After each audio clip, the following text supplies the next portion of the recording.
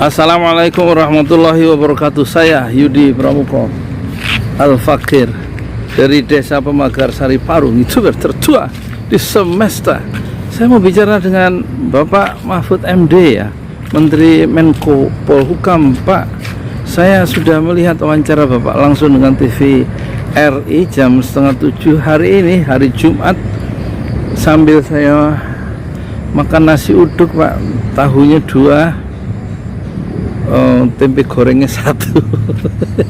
Sambil melihat wawancara Pak Mahfud diwawancari sama wartawan TV RI yang logonya ngikuti logo ini hitam putih, ya, Deutsche Welle Jerman itu, ya. Logonya berganti-ganti tuh Pak, TV RI orang jelas.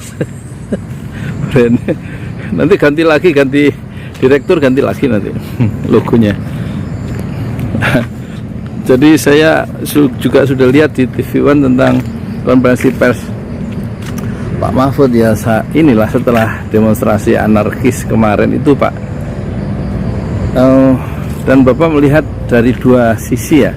Ini ada persoalan hulu, orang-orang yang nggak setuju sejak awal, dan di hilirnya itu, ya, yang memang nggak ngerti apa-apa, karena memang Omnibus Law itu 100 berapa itu, 1000 lebih halaman. Dan orang-orang, kata Pak Mahfud, yang demonstrasi termasuk yang remaja itu, anak-anak SMA itu sebenarnya mereka nggak ngerti apa-apa. Apa mereka ngerti isu-isunya? Ya, jawabannya gampang toh Pak Mahfud, ya nggak usah ngerti toh Pak. Anak SMA kok suruh kayak Bapak yang harus membaca dulu item-itemnya. Kan dia cukup akrab dengan media sosial, poin-poinnya cukup. Dan di samping itu dia kan, anak-anak SMA itu punya kakak, punya paman yang pada nggak kerja, punya bapak yang nggak kerja, dan mereka kesel dengan keadaan ekonomi yang memburuk. Kan bukan dirinya yang nggak kerja, kan dia masih sekolah. Ya, bukan persoalan mereka juga bosan di rumah, tapi ngelihat ibunya yang kurang makan karena bapaknya itu nggak kerja. Nah, itu kan dia kesel dong lihat keadaan. Dia nyalain pemerintah kondisi yang sekarang itu. Kalau Pak Mahfud kan sebagai pihak pemerintah kan biasalah Pak, RSS. Pak Mahfud tahu artinya RSS. Ya, rakyat rumahnya memang sangat sederhana Pak, tipe 60, ya, kamar 2, cicilannya 15 tahun tuh Pak. Rumah SSS, ya, rumah sangat sederhana. Tanah 60 Pak, paling tinggi tanah 70 tuh, rakyat kita tuh Pak, ya. Dan nyicil Pak selama 15 tahun. Terus gimana cicilannya ketika penghasilan nggak ada seperti sekarang? Kan pemerintah diadakan untuk mensejahterakan rakyatnya Pak, kok malah susah, semua susah ini. Ini barusan saya ketemu seorang ibu, ya, ibu santri saya, saya punya santri remaja 12 anak SMA kelas 1. Nah, ibunya ini, suaminya, kata ibunya, ketemu barusan sebelum saya ke kantor saya terluas di semesta di 7 hektar ini, dia jualan burger. Suaminya sudah 1 tahun di rumah, ya kena PHK lah gitu. Ya, apalagi sekarang nyari kerja susah. Terus berjuanglah sang istri ini, ya, ibu dari santri yang saya ajar Quran setiap maghrib. Dan dia penghasilannya, ya, sekarang dapat 30 Pak. Nyewa tempatnya 1 bulan 1 juta, harus dibayar per 3 bulan. 3 juta itu dia bayar sebulan, 1 juta dibayar per 3 bulan. Penghasilannya awalnya sih 150, lama-lama sekarang ini 30-50 sehari. Ya kan nggak nutup itu Pak. Jualan burger dan lain-lain, sosis dan lain-lain itu, ya, ada kompor, ada itu. Dia nyari apa? Nyari yang kontrakan 500, ya, agak susah lah, ya. Akhirnya kayaknya diputuskan jualan di rumah tuh.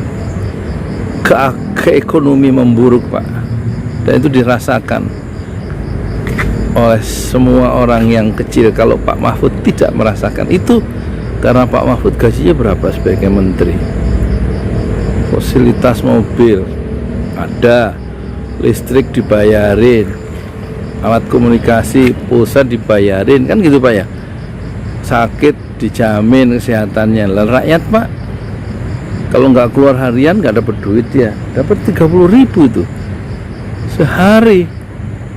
Dan teman-teman saya seperti itu Pak, tukang cilok, tukang cireng, bakso colok, tukang batagor, tukang somai, tukang nasi kuning, tukang sayur yang dibungkusin 6.000. Coba nggak dapat duit kalau nggak jualan. Kayaknya uang itu hilang di pasar ini, di dalam kehidupan sehari ini sepertinya uang hilang itu. Kemana uang itu Pak? Jangan-jangan buat bayar utang. Ya utangnya pemerintah gila-gilaan sih. Siapa yang nyuruh? Udah tahu Pak Mahfud. Kata Pak Mahfud, 87% apa 80% lulusan SMA. Sebenarnya pendidikan kita secara umum hanya 9 tahun. Jadi lulusan SMP atau tidak lulus SMP itu pendidikan masyarakat kita. Ya terus jawabannya ya enggak. Kalau menurut ahli ya enggak harus selalu pakai pabrik-pabrik investasi itu. Pertanian kenapa enggak digalakkan? Kalau kata padat karya pertanian di desa-desa itu loh Pak.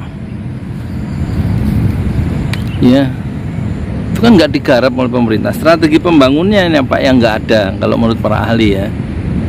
Salah memilih strategi pembangunan dengan bikin jalan tol dan lain-lain dengan mengandalkan utang yang gila-gilaan. Nah kalau mereka anarkis, bukan kita membenarkan anarkis itu anak-anak SMA dan STM itu. Lah mereka kesel kan keluarganya nggak ada yang membela secara ekonomi. Ya pemerintah kan nggak hadir. Ketika bapaknya nggak punya kerjaan, apa yang bisa dilakukan pemerintah? Ya, malah mengesahkan undang-undang cipta kerja. Itu kan masih akan, emang bisa langsung diciptakan sekarang, disahkan sekarang, terus mereka pada kerja kan nggak juga. Jadi sebenarnya mereka turun itu Pak, dan kemudian melakukan anarkisme, artinya merusak.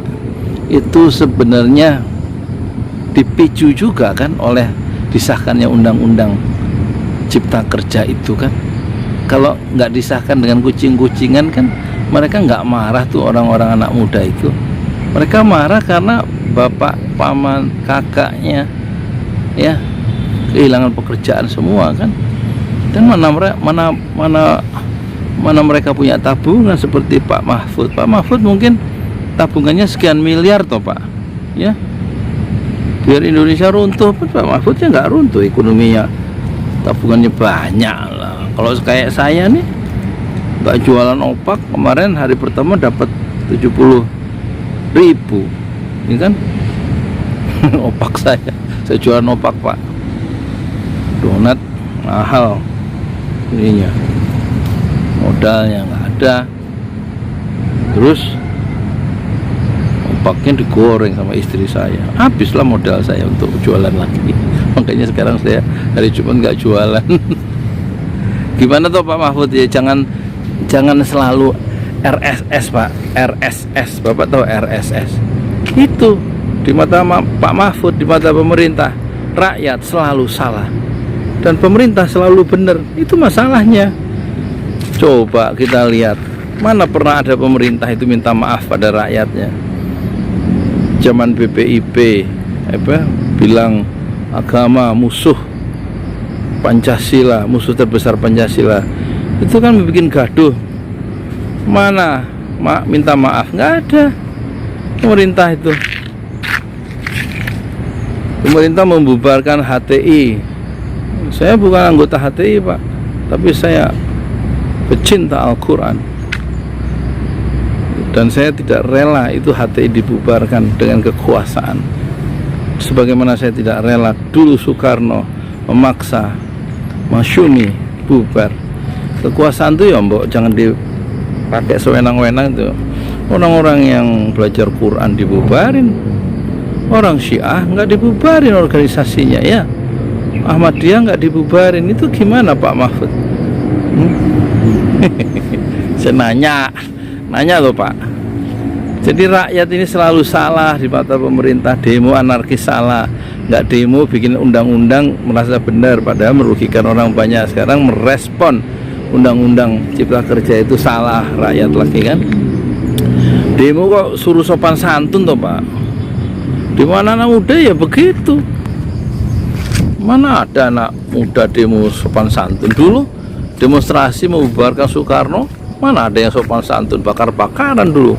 Pak Harto juga gitu, dibakar itu Jakarta dan kota-kota yang lain. Baru kekuasaan itu turun ya. Kekuasaan yang tidak memperhatikan rakyat ya berakhir dengan tragis tuh Pak. Nanti kalau Pak Mahfud itu selalu menyalahkan rakyat, rakyat selalu salah, pemerintah selalu benar, itu kan sejarah bisa berulang tanpa Pak Mahfud bisa kendalikan tuh kalau ada kerusuhan tuh Pak. Jadi mbok yo kalau tampil di depan TV itu ya kesannya itu Pak, jangan rakyat yang selalu, sekali-sekali kenapa sih kami sebagai wakil pemerintah memohon maaf kepada rakyat Indonesia sebangsa dan setanah air atas kekeliruan-kekeliruan pemerintah yang selama ini tidak bisa melayani ya seluruh atau kesejahteraan seluruh bangsa. Inilah keterbatasan pemerintah. Misalnya begitu. Kami atas nama pemerintah memohon maaf sebesar-besarnya dari hati yang paling dalam dengan seikhlas-ikhlasnya terhadap para buruh yang sangat menderita dengan gaji UMR atau UMP, dan pemerintah penuh dengan keterbatasan. Kami sebagai pemerintah mohon maaf telah melakukan kekeliruan dengan menciptakan hutang yang besar, yang ugal-ugalan kepada pemerintah lain, yaitu khususnya kepada Tiongkok. Dan kami mohon maaf kepada rakyat Indonesia yang telah mendatangkan, pemerintah telah mendatangkan begitu banyak tenaga kerja asing, sementara rakyat dan bangsa Indonesia sendiri mengalami PHK, pemutusan hubungan kerja di mana-mana secara besar-besaran. Dan dengan ini saya sebagai Menteri Menko Polhukam sudah membuat surat secara pribadi kepada Bapak Presiden dan menyatakan mengundurkan diri sebagai Menteri Polhukam. Kira-kira gitu Bapak berani ngomong. Ya Pak, nggak jelas ngomong saya. Suaramu tuh Pak nggak usah didengerin Pak Mahfud. Mohon maaf lahir batin ya. Saya Yudi Pramuko Al-Fakir dari Desa Pemagarsari, Kecamatan Parung. YouTuber tertua di semesta Fasbir Sobron Jamila. Bersabarlah dengan kesabaran yang indah. Ini hujan udah 2 hari, air danau penuh Pak Mahfud. Kata anak saya, Pak jangan ke danau nanti kepleset. Terus saya bilang, saya ledekin 2 anak saya itu nomor 1 sama 3, bilang, Bapak mau berenang di danau mau nyemplung. Marah tuh dua-duanya. Dia masih sayang sama bapaknya ya, sebagaimana bapaknya juga masih sayang sama negeri ini. Makanya kita sentil Pak Mahfud hari ini ya. Lah saya coba nanti komentarnya ya. Oh ya, di komentar ya, di like and share ya, di subscribe. Saya pengen tahu komentar pembaca di 5 benua soal video saya yang tidak bermutu, yang saya kasih judul ini, Pak Mahfud, rakyat selalu salah. Saya pengen tahu. Mohon maaf Pak, pasti Bapak di blame, dicela ya, maklum lah. Kan Bapak enak bisa menggunakan TVRI, bisa menggunakan seluruh TV nasional. Biarkan rakyat ini sekarang menggunakan YouTube. Ini melalui ini Ojolali TV ya, itu Ojolali TV. Like saya tuh jangan Ojolali, kalau iklan jangan di skip. Kenapa? Nanti duitnya saya nggak dapat dari iklan tuh. Terima kasih yang sudah men-skip ya. Yang sudah membiarkan iklan itu dinikmati. Jadi kalau ada gambar-gambar yang nggak cocok iklan itu, matanya merem, tapi tangan jangan men-skip iklan saya. Merem ya mata, jangan lihat.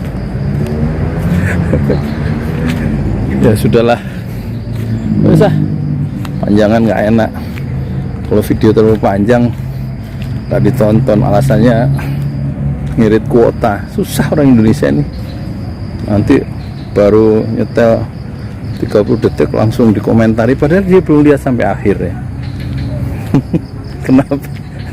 Karena nggak punya kuota atau tukang donat paling ngomongnya gitu-gitu aja nggak jelas. Udah tahu isinya, komentar dia langsung komen, belum lihat komentarnya salah. Karena isi sama pembukaan sama yang di tengah kan suka beda ya. Kalau saya ngomong kan nggak sistematis, makanya dilihat sampai habis.